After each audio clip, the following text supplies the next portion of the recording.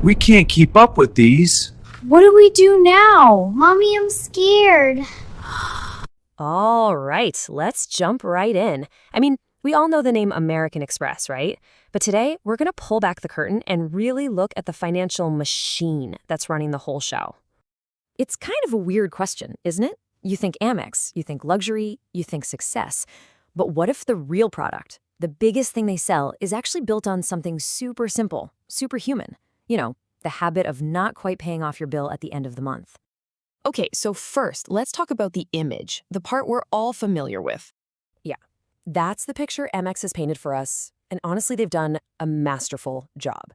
You see the metal cards, you think airport lounges, exclusivity.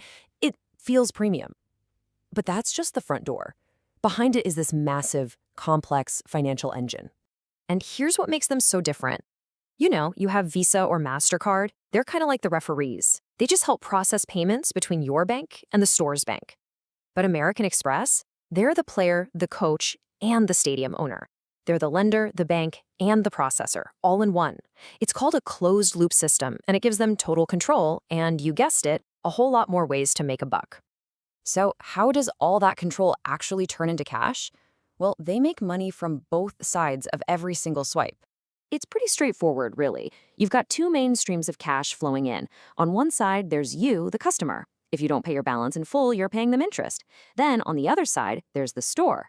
Every time you swipe your card, that business has to pay Amex a fee. So, boom, they're getting paid from both directions. Let's stick with the customer side for a second. 25%. That's a pretty typical interest rate, or APR you might see. Just look at that number. It's a lot. And that single percentage point is the engine that drives billions and billions of dollars in revenue.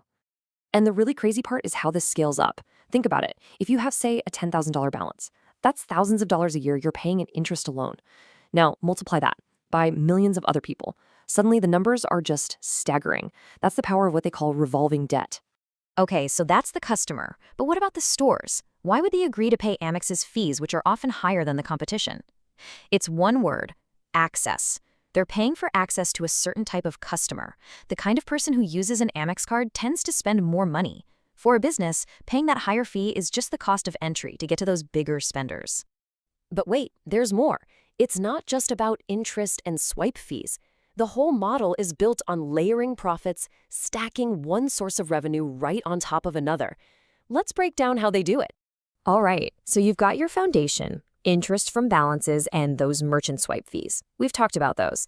But then on top of that, you stack on high annual fees, just to have the card in the first place. And for the final layer, late fees and penalties if you slip up. Every single one of these layers is just another stream of cash. And that annual fee, from a business standpoint, it's genius. It's totally predictable income. You sign up because you're excited about the perks, the airport lounges, the travel credits, all that good stuff. But here's the kicker. Whether you actually use those perks or not, Amex still cashes that check every single year. It's guaranteed money for them.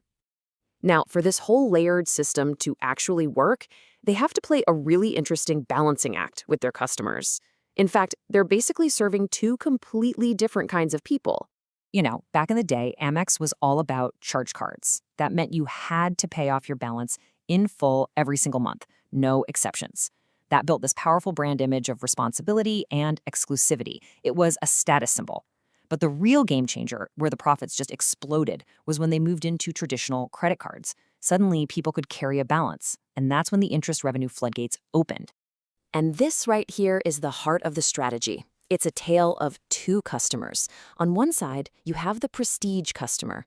These are the folks who pay their bill in full every month. They don't make Amex much money on interest, but they're essential for the brand. They create that exclusive vibe. On the other side, you have the revolving customer. These are the people who carry a balance month to month. They are the ones fueling that massive profit engine with interest payments. You see, the company needs both, one for the image and the other for the income. Okay, so we've seen the mechanics. Now let's get into the really fascinating part, the psychology, the invisible stuff that makes this whole machine just work. It really all comes down to human psychology, doesn't it? When you swipe a piece of plastic, it just doesn't feel like you're spending actual cash. There's no pain of payment. Then they give you rewards points, which tricks your brain into thinking you're winning something every time you spend. And the most powerful tool of all, that tiny minimum payment box on your bill. It makes a huge debt seem totally manageable while the interest is just quietly piling up in the background. And don't forget the data. Every single swipe. It's another data point being fed into the machine. They know where you shop, what you're buying, when you travel. It's an absolute goldmine of information. They use it to get smarter about who to lend to predict who's going to carry a balance, and to send you those perfectly timed offers that make you want to spend just a little bit more. Okay, so let's put it all together. You take the powerful branding, you layer on the fees, you balance the two types of customers, and you mix in all that psychology. And what you get is exactly what's described here. It's not just a piece of metal in your wallet, it is a very, very carefully engineered financial machine.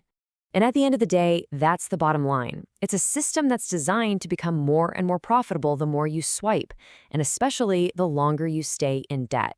It's not some big secret, it's just the design of the machine.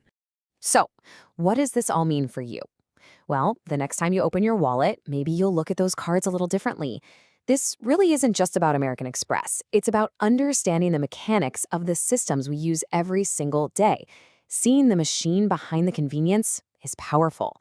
And it leaves you with a really interesting question, doesn't it? What other machines are in your wallet?